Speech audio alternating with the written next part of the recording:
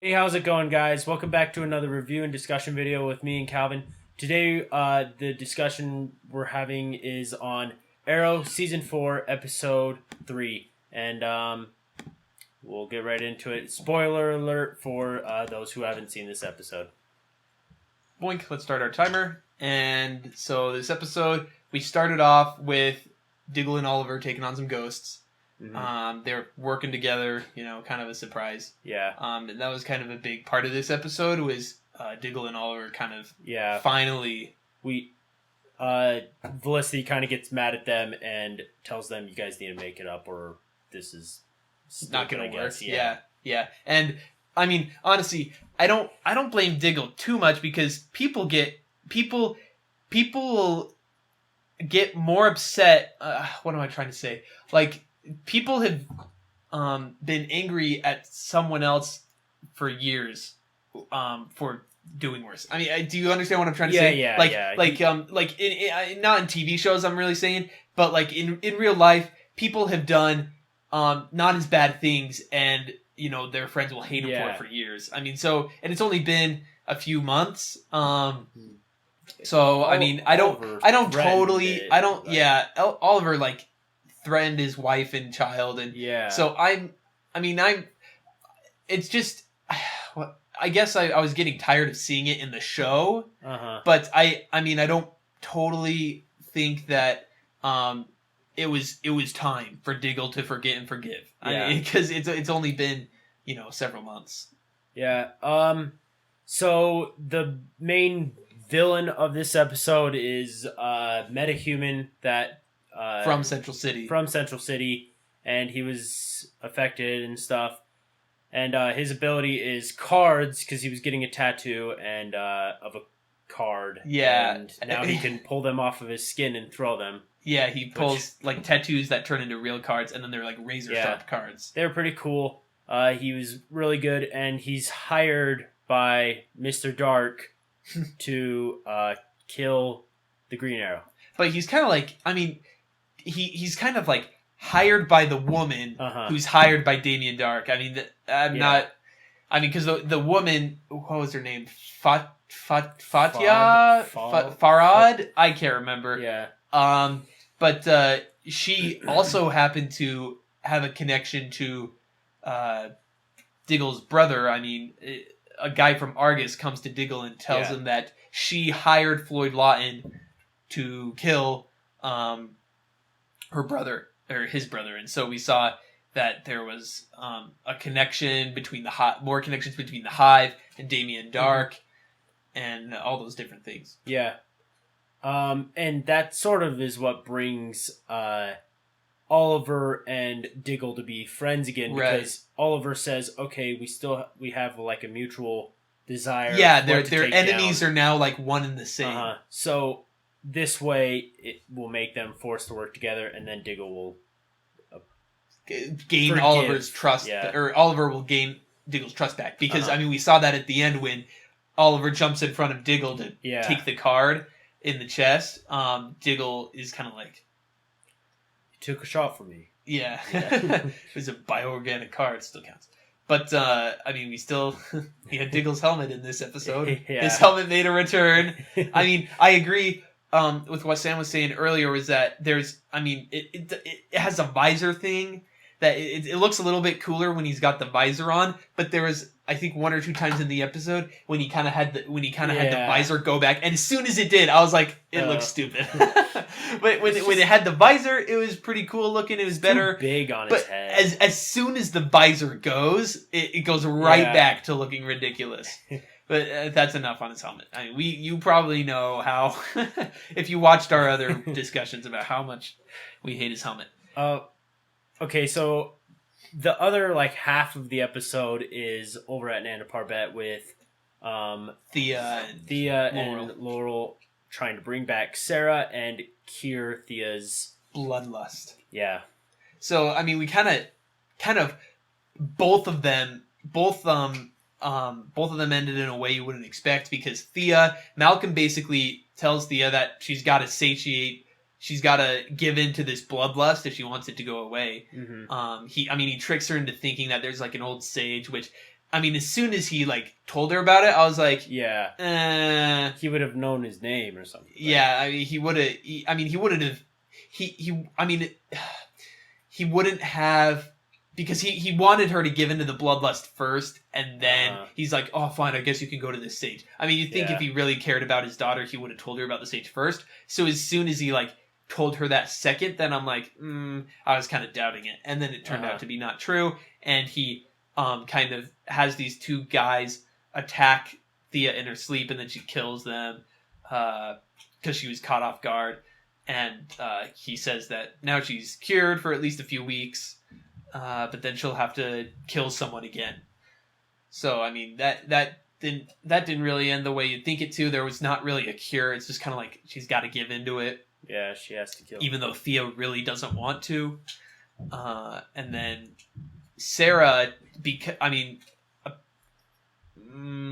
hadn't really revived anyone from the dead with the Lazarus Pit. Yeah, he said it hadn't been done in thousands of years to bring back someone that was actually dead. And she's been dead for months, too. Yeah, she's been dead since beginning of season 3. Yeah. So it's been over a year now.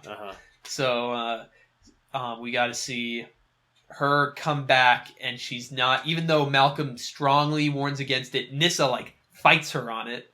And when Sarah comes back, you know, when she jumps out of the pool in like her Power Rangers stance, she doesn't say anything. I mean, because then she just wants to fight. She just wants to kill, and she doesn't even say any words, even though Laurel's trying to like talk to her and, down. Yeah, She just wants to.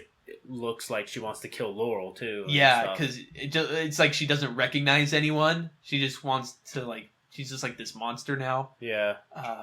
But I think obviously she's going to heal and recuperate. Maybe Thea does end up finding a cure, and then both her and Sarah cure themselves of the bloodlust. But we'll see, because again, Legends of Tomorrow, Sarah seems fine. So yeah. So that'll turn out. I think Sarah, either her bloodlust will wear off because maybe she'll kill, and so she'll kind of start thinking rationally like a normal person again, or maybe her and Thea will just find a total cure. Yeah. But otherwise, I thought the Thea and Malcolm arguing just kind of getting old. Yeah. A lot of the father-daughter arguing is annoying. Yeah, and how she spent, years with him, and she's like, I love you, father. You were the one who taught me to defend myself. And now she's like, you're teaching me to kill people, and I hate you now. Stay away from me. Yeah, I mean, this doesn't seem like there's a strong reason for it.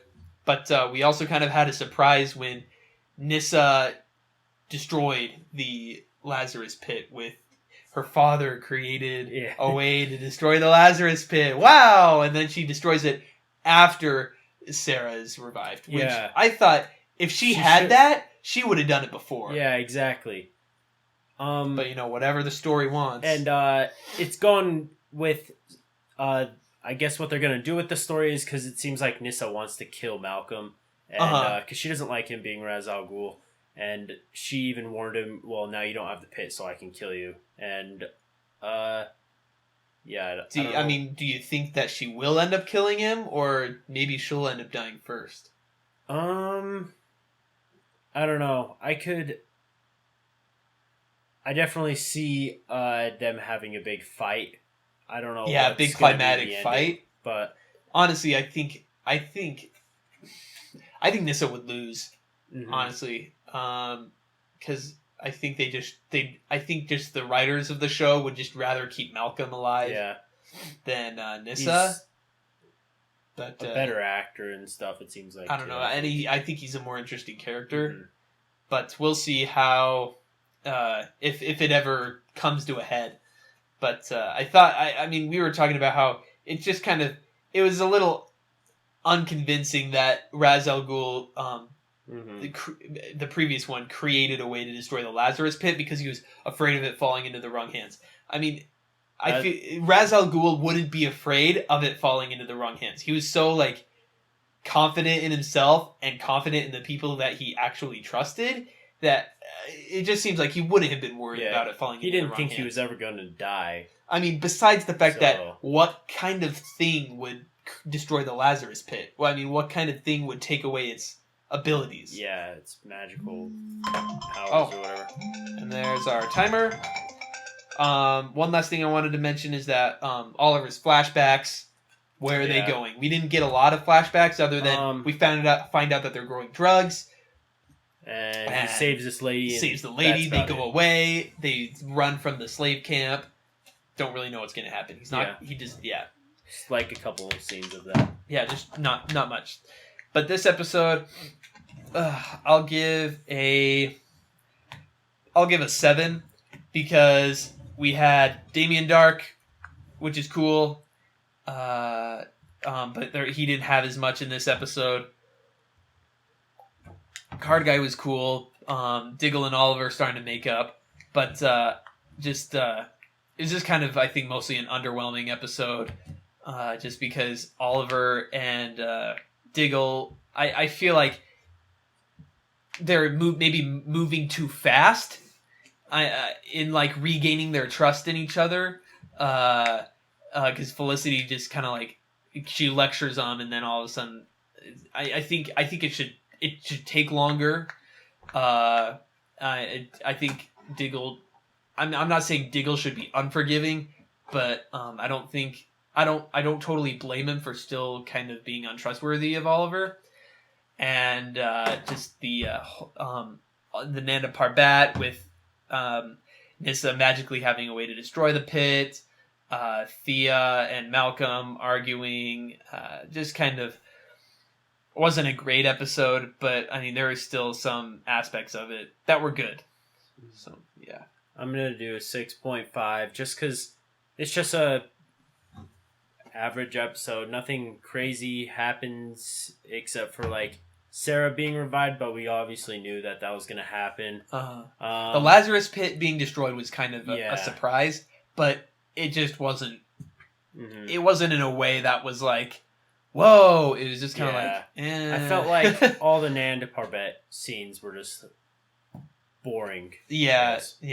But other than that, I mean, everything with John and Diggle was good. Hey guys, thanks for watching that video. Hope you guys liked it. If you did, don't forget to like it and subscribe to our channel. Make sure to look forward to future review and discussion videos. Tell us what you thought about the latest episode in the comments, and we hope you stick with us for our other review and discussion videos. Thanks for watching. Bye!